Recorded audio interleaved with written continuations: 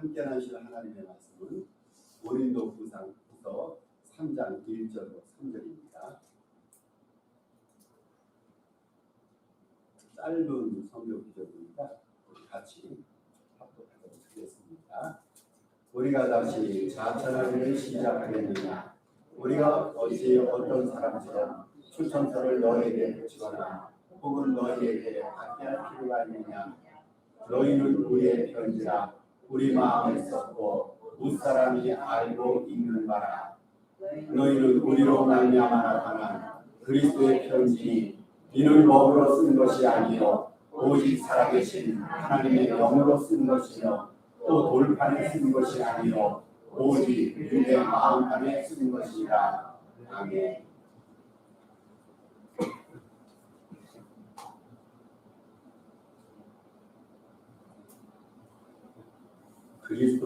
예수 그리스도의 편지 이라는 제목을 가지고 함께 하나님의 말씀을 나누도록 하겠습니다. 오늘은 76년 전에 일제로부터 대한민국이 자유민주주의를 쟁취한 날입니다. 역사를 살펴보면 인간이 역사를 이끌어 나가고 관리하고 주도하는 것 같다고 하나님의 손길과 하나님의 섭리 가운데 진행이 됩니다. 하나님께서 우리 대한민국을 많이 사랑하셨어요.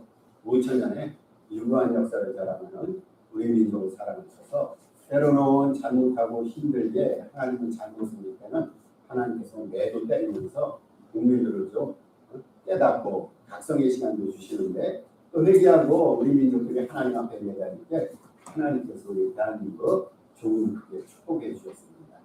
이러한 5천년의 역사 가운데 대한민국이 크게 성행해 있던 그런 역사도 있고 때로는 좀 안타깝고 애달픈 역사도 있습니다. 하나님께서 우리 조국을 축복해 주셔서 76년 전에 나라를 하나님께서 독립시켜 주셨어요. 그 다음에 하나님께서 우리 대한민국에 기독교를 크게 흥하게 하셨습니다. 교회가 일어나고 믿는 사람이 일어나서 복음의 수술을 하는 그러한 막강한 복음의 대국으로 만들어져서 이 세계 역사의 한 축을 담당하는 것이었습니다. 우리나라 보면은 문제가 없는 데가 어디 있겠어요? 다 문제가 있어요. 사람 사는 사회에는 문제가 있습니다만은 경제, 사회, 문화 여러분 한류 아시잖아요. 어떤 유력 인사들이 대한민국을 홍보하고 선전하는데도 한류 문화를 통해서 요즘에는 우리나라가 크게 각광을 받고 있는데 이 모양 저모를 하나님께서 우리 족을 축복해 주셨습니다. 거기에는 우리 선조들의 기도도 있고 여러분의 기도도 있습니다. 요즘에 우리 대한민국이 조금 안타깝고 아쉬운 시류를 따라가는 이러한 어려운 면이 있습니다만은 계속해서 조국을 위해서 기도하시고 우리나라가 반듯하게 주님께서 원하시고 바라는 그러한 길로 나라가 잘 진행될 수 있도록 우리가 이 미국에서 조국을 위해서 할 수 있는 일을 기도하는 일입니다. 오늘은 예수 그리스도의 편지라는 좀 우리 조국 광복하는 조금 주제가 동떨어졌습니다만은 그러한 주제를 가지고 함께 은혜를 나누도록 하겠습니다. 미국에 살면서 필요한 것들이 많이 있어요. 우리 아시아권에 살던 우리들이 미국에 와서 특별히 관심 갖고 이것이 없으면은 좀 살기가 불편할 정도로 미국에서 요구되는 것들이 몇 가지가 있습니다.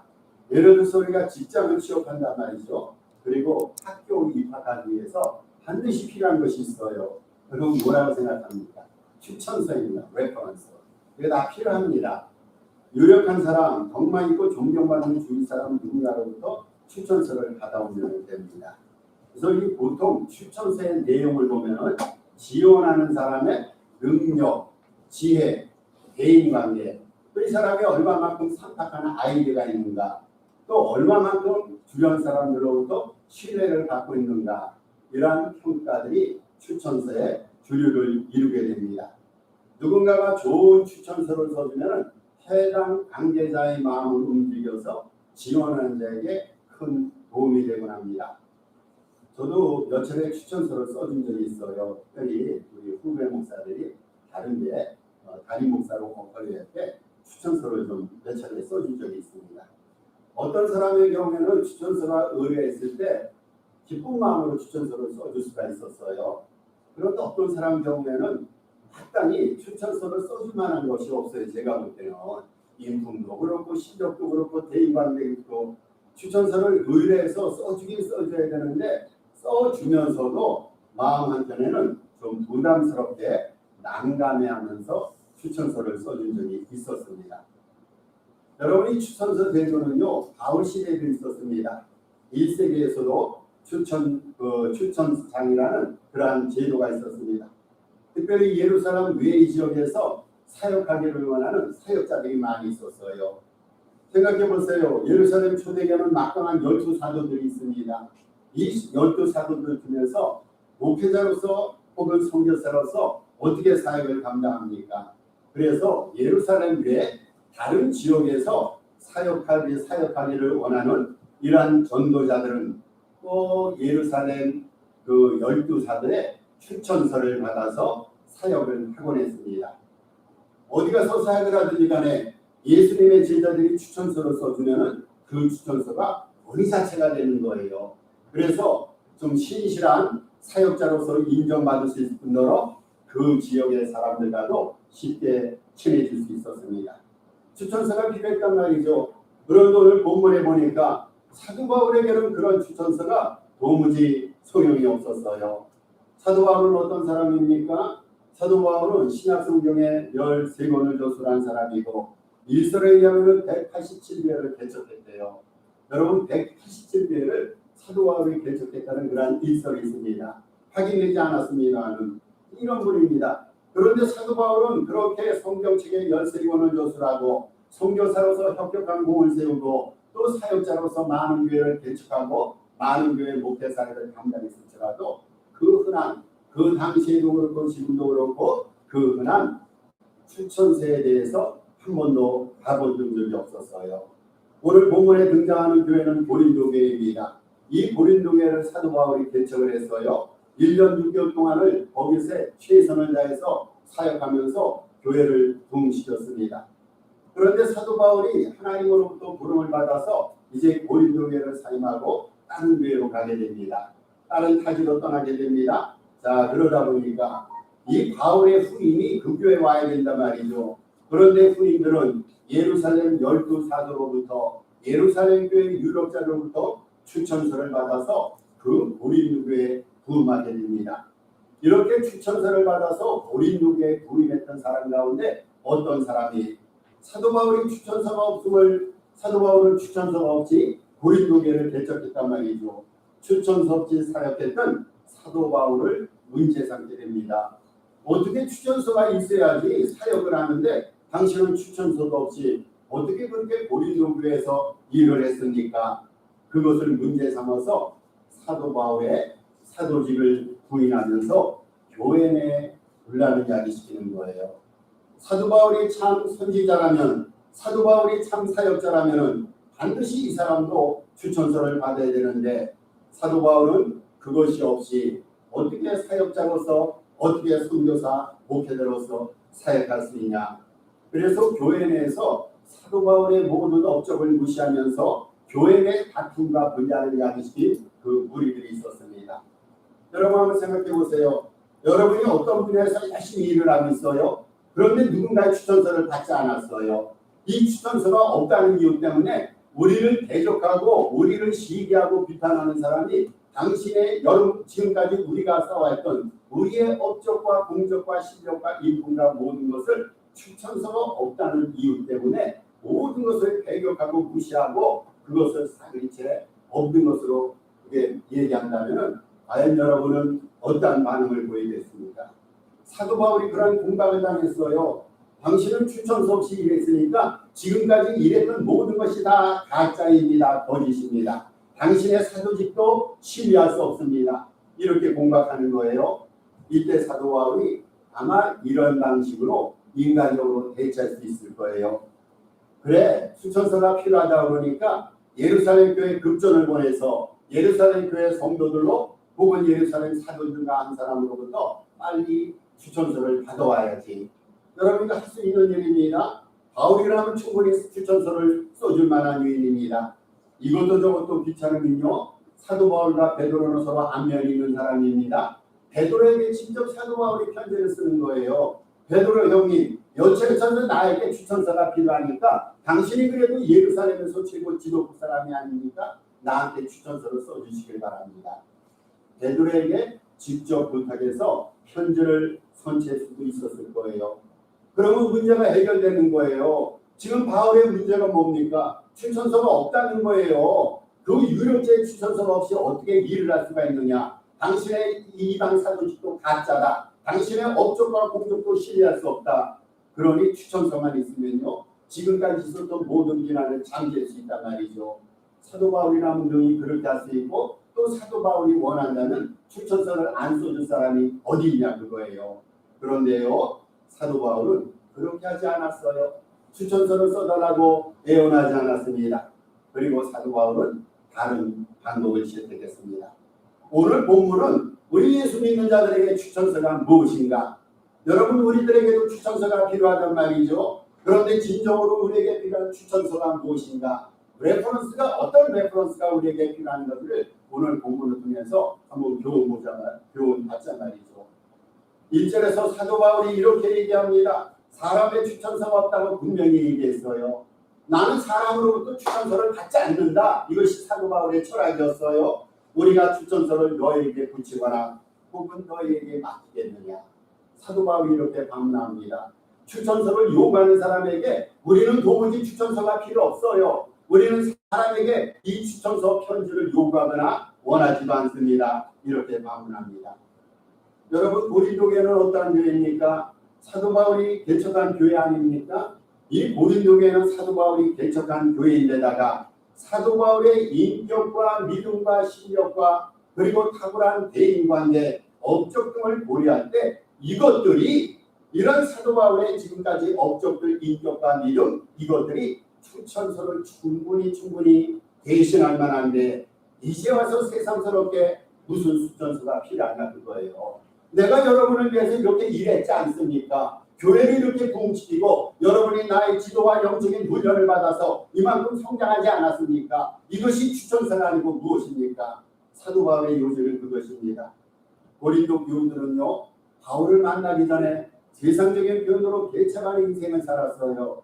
여러분, 이 고린도 지역은요, 우상 숭배 지역의 우상의 첨단을 걷는 것입니다. 세상 문화가 만나서 융합되는 세상 문화의 첨단 지역입니다. 이 고린도 지역에서는요, 육신의 정욕과 안목의 정욕과 이생의 자랑이 판치는 곳입니다.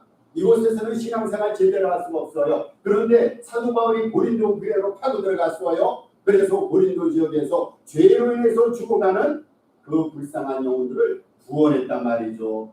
저들 하여금 예수님을 믿게 했어요. 죄를 회개하게 했습니다. 그리고 저들 하여금 구원을 얻게 했으며 예수 그리스도의 사랑을 체험케 했어요.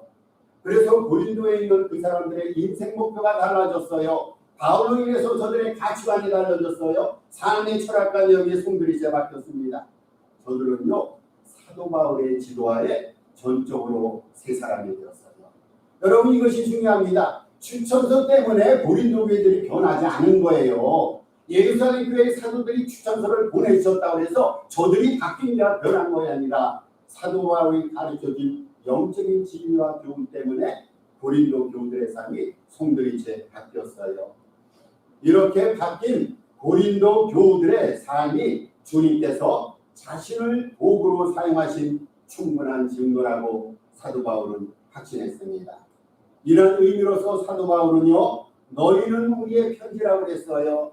너희가 우리의 편지라, 내가 여러분을 이렇게 변화시켰는데 영적인 구원의 은혜를 체험하게 했는데, 그렇다면 이렇게 변화받는 여러분 자체가 바로 나의 추천서이고 나의 편지입니다. 고린도 교우들의 영적인 체험은요, 유력 인사의 어떤 추천서가 없어도 바울이 참된 하나님의 종임을 증가하는 추천서라는 것입니다. 여러분, 바울은 예수님을 발견하는 데 일어났던 고린도 교우들의 변화를 잘 알고 있었어요. 그래서 오늘 본문에서 바울은 너희는 우리의 편지라 우리 마음에 썼고 무사람이 알고 있는 바라 이렇게 증언을 했습니다. 이것을요, 이 바울의 말씀을 저와 우리 교인들에게 한번 대입시키겠습니다. 바울이 분명히 이렇게 얘기했어요. 여러분이 나의 편지입니다. 여러분의 믿음과 여러분의 인격, 이것이 하나님 앞에 드러날 수 있는 나의 추천장입니다. 여러분 자체가 나의 천거세입니다. 바울이 이렇게 말했어요. 이것을 이 시대의 목회자, 특별히 우리 산호세 우리 복음 공산교회, 이 공산교회 여러분과 저 사이에 이 사도 바울의 말하면 배치되겠습니다. 우리 산호세 공산교인들은 임 목사의 편지입니다. 여러분 이해되십니까? 여러분은 저의 편지입니다. 대지역에 수많은 목회자들이 있어요. 이 지역에 성도들 많이 있어요. 심지어는 이 지역에 불신자들도 있습니다. 이 대지역에 오는 수많은 사람들이 여러분 우리 산호세 동산교회 교인들의 삶의 모습을 보고 저 임 목사의 믿음과 인격과 목회를 평가할 수가 있습니다. 여러분의 살아가는 모습을 보며 여러분의 믿음을 보면서 여러분의 담임 목사인 임 목사의 믿음과 목회 철학을 평가할 수가 있습니다. 여러분 제가 좀 모자라도요. 정상 모자랍니다. 실수 많이 합니다. 설교 당상에서도 때로는 제대로 된 말씀을 전달하지 못할 때가 있습니다. 좀 모자랍니다. 그런데 제가 좀 모자라도 여러분께서 잘해주시면 여러분 덕택에 저 역시 인정받고 칭찬을 들을 수가 있습니다. 여러분 반대입니다. 반대로 제가 조금 잘해도 많이 잘하는 거 없습니다. 그러나 제가 아주 조금 잘해도 여러분이 실수하시면요. 저 역시 비난받을 수도 있습니다. 여러분 성도가 사회에서 칭찬을 받으면요. 출석교회 그 영광이 돌아간단 말이죠. 그 성도가 출석하는 그 교회 담임 목회에게 영광이 돌아갑니다.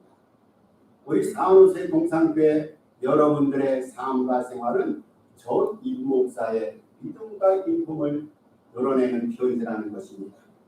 여러분은 임 목사가 우리 주님으로부터 파송받은 종임을 증가하는 추천장입니다. 그러므로요. 목사로서 저는 여러분을 건강하고 거룩하고 성결하고 은혜롭게 안내할 영적인 책무가 있고 여러분은 좋은 기독자로서 몸된 우리 교회와 삶의 자리를 지켜야 될 책무가 있습니다. 여러분 이것이 추천장의 관계예요. 우리가 각자의 가정에서 영적 도덕적으로 신실하고 직장에서 신자다하며 이웃 관계에서 종의 신종으로 섬길 때 저와 여러분 모두가 큰 영광을 누리게 되고 그 영광이 우리 하나님 아버지께로 돌아갑니다. 이것이 여러분 편지입니다. 여러분은 저의 편지입니다. 고린도 교우들은 사도 바울의 편지였습니다. 부탁을 드립니다. 어떤 교회 성도들이 간에 그 교회 담임 목회자의 편지가 되어야 됩니다. 그래야 하나님이 영광 받습니다. 그런데요.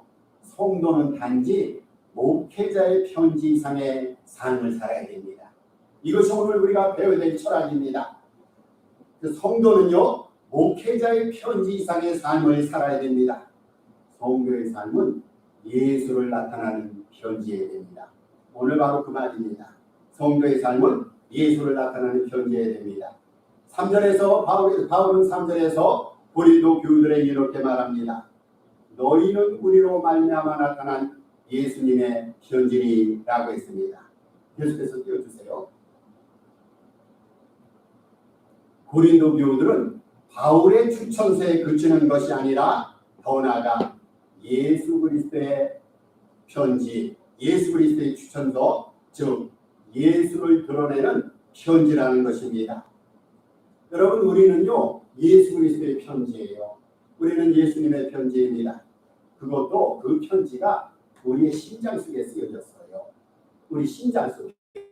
이 심장 속에 예수님의 편지가 있는 거예요. 우리는 늘 우리의 영혼과 심령과 심장 속에 예수 그리스도를 드러내는 편지를 늘상 작성하고 살아갑니다. 예수 그리스도의 편지란 무엇입니까? 띄워주세요. 예수 그리스도의 편지란 하나 더. 예수 그리스도의 편지란 자신을 만나고 보는 사람들이 자신의 삶에서 예수를 찾아내고 읽어내는 것이다 라는 뜻입니다. 자신의 생각과 언어와 행위 속에서 예수가 보여지는 것입니다. 자신의 가치와 삶의 형식, 살아가는 내용 속에서 예수 그리스도가 구현되는 거예요. 우리의 삶 속에서 예수님이 드러나는 것, 여러분 우리의 행위 속에서 예수님이 읽혀지는 것이 그것이 바로 예수님의 편지라는 뜻입니다. 교회 출석 안 하는 사람 많이 있죠. 성경에 무지한 사람 많습니다. 성령의 감동이 없는 불신자들 많이 있어요. 그런데 이런 불신자들이라도 성도로 살아가는 우리의 모습을 보고 예수를 발견하고 읽어낸다면 우리는 그들에게 예수님의 강력한 추천장이 됩니다. 우리 주변에 있는 사람들이 우리의 삶을 보는 거예요. 그리고 우리의 삶 속에서 예수님을 발견합니다. 우리 삶 속에서 예수님의 철학과 예수님의 모습을 끄집어냅니다. 그러면요, 우리는 예수님의 편지로서 존재하는 거예요. 우리 지금까지 그렇게 살아왔습니까? 사람들이 나의 말을 통해서 그 말 속에 예수님의 말을 혹시 발견하십니까? 나의 인격과 믿음과 삶의 자리에서 일어나는 모든 일들을 통해서 그 안에 살아 역사하시는 예수 그리스도의 울림과 감동을 우리가 증가하고 있습니까? 우리는 예수님의 편지로서 살아야 돼요. 이게 오늘 사도 바울에게 요구하는 겁니다.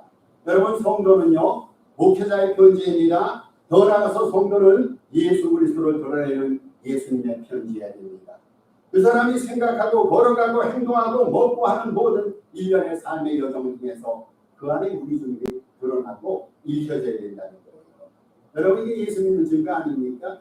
이게 예수님의 제자의 삶이 아닙니까? 예수님의 제자라면서 예수님의 흔적을 전혀 담지 않았다면 어찌 우리가 예수님의 제자라 말할 수 있을까요? 예수님의 편지로서의 삶을 살아야 됩니다. 예수님의 편지로서의 삶을 누리려면 두 가지가 필요합니다. 첫째는 예수님께 속하여 그분 이름표를 달고 사는 겁니다. 여러분, 예수님의 이름표를 달고 사는 거예요. 예수님께 속해서 스코틀랜드에서 일어났던 일입니다. 스코틀랜드의 숲속에서 한 동네 아주 오랫동안 굶주린 채 거의 죽어가고 있는 더러운 개 한 마리가 발견이 됐어요. 아주 강아지입니다. 그런데 이 강아지의 목에 이름표가 달려 있어서 이름표가. 그래서 강아지 이름을 보니까 밥스라는 강아지입니다. 밥스라는 강아지인데 이 이름표 밑에 또 아주 작은 글씨가 있었어요. 작은 글씨가 있었는데 그 글자가 이랬답니다.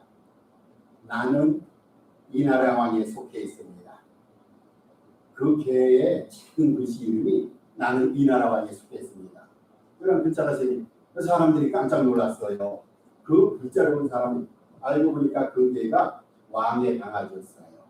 어느 날 왕이 산책을 나왔다가 사냥을 나왔다가 그만 그 개를 잃어버렸습니다. 이 사실이 경찰에 즉각 보고가 됐습니다. 그리고 강아지는 잘 보호됐습니다. 그리고 곧 왕궁으로 돌아갔습니다. 개가 왕궁으로 돌아갔어요. 수백 킬로나 떨어져 있었던 그 먼 거리, 왕과 개 사이에 수백 킬로나 떨어져 있던 그 먼 거리를 연결시켜준 곳은 무엇입니까? 여러분, 바로 그 이름표. 만날 수 없는 그 먼 거리가 그 먼 거리를 이름표가 연결시켜줬습니다. 이 강아지는 미물입니다. 사람이 아닙니다. 여러분들의 정성껏 보호를 받았어요. 미물임에도 이 강아지는 권세를 누렸어요. 왜 그렇습니까? 왕에게 속해 있었기 때문에. 우리 주변에 강아지들이 얼마나 많습니까? 여러분, 그냥 유기처분되는 거예요. 가끔 가다가 개를 찾습니다. 우리는 사인을 보게 됩니다. 못 찾으면 끝나는 거 아닙니까? 그런데 왕에 속한 개란 말이죠. 왕에 속한 이름표를 달고 있는 개이기 때문에 개가 발견됐을 때 주민 사람들이 소동을 벌이면서 그만큼 그 미물인 개가 권세를 누렸단 말이죠. 왕의 이름표를 달고 있으면은 미물인 개보다 권세가 있는데 우리가 예수 그리스도의 이름표를 달고 살아간다면은 여러분, 우리의 인생이 얼마나 권위 있고 얼마나 능력 있고 얼마나 우아하고 아름답습니까? 예수 그리스도의 이름표를 달고 살아간다면 우리는 그분 까닭에 안연함을 누리고 보호를 누리고 평안을 누리게 됩니다. 우리가 예수 그리스도의 이름표를 달고 살아간다면요, 예수님의 품성과 권세를 누리는 예수님의 편지가 됩니다. 우리는 예수님의 이름표를 달고 살아가야 됩니다. 우리 그처럼 예수님의 이름표를 달고 살아가야 됩니다. 말 안 해도요, 우리의 걸어가는 발걸음, 살아가는 삶의 모습을 보면서 세상 사람들이 저 사람은 예수쟁이야, 이런 예수님의 이름표가 우리의 삶의 흔적 속에 나타났으면 좋겠습니다. 두 번째, 예수님의 편지에는 하나님의 말씀과 늘 동행해야 됩니다. 절대 중요하지요. 하나님의 말씀과 동행한다는 것이 예수님의 편지라는 증거가 됩니다. 하나님의 말씀은요, 정의와 성결과 거룩과 사랑에 대한 하나님의 선언서입니다. 하나님의 말씀 성경은 하나님의 선언서예요. 하나님의 선언서입니다. 그 선언서의 내용이 뭡니까? 사랑입니다. 거룩입니다. 정의입니다. 성결입니다. 하나님께서 그것을 성경책에 못 박아놨어요.